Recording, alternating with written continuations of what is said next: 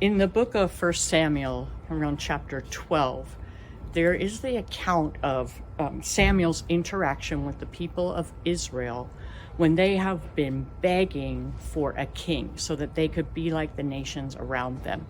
And after kind of going back and forth about the fact that God was their king, God relents and allows them to have what they wanted. And Saul is appointed king.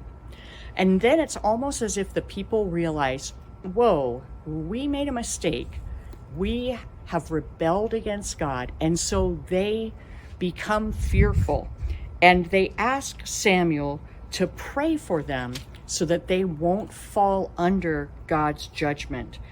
And in verse 20, Saul says this, starting in verse 20 of chapter 12, Samuel says this: "Do not fear, you have committed all this evil, yet do not turn aside from following the Lord, but serve the Lord with all your heart.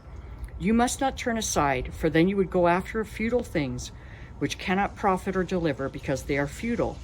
For the Lord will not abandon his people on account of his great name, because the Lord has been pleased to make you a people for himself." And I think it's really important that we notice there the reason why God won't abandon his people. It's not because they're good.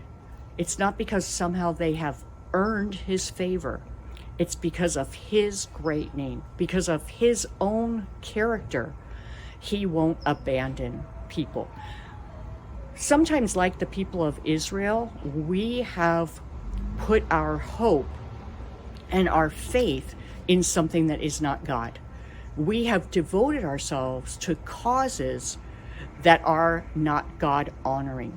We have aligned ourselves with organizations, with groups that have taken a priority in our life and have put us in danger of replacing God as king. God won't abandon us because of those things, but that doesn't mean that there aren't consequences in terms of our relationship with him. And the reason that he won't abandon us is, again, because of his great name, because of his great character, because he is faithful. So let's not fall into the trap of the people of Israel. Let's not look at the world around us and say, these are the really important things. Who I follow on social media, what my political affiliation is, which groups I support with my money. Let's keep in mind that the most important thing is that we have a God in heaven who is our king, and everything else should be filtered through that fact.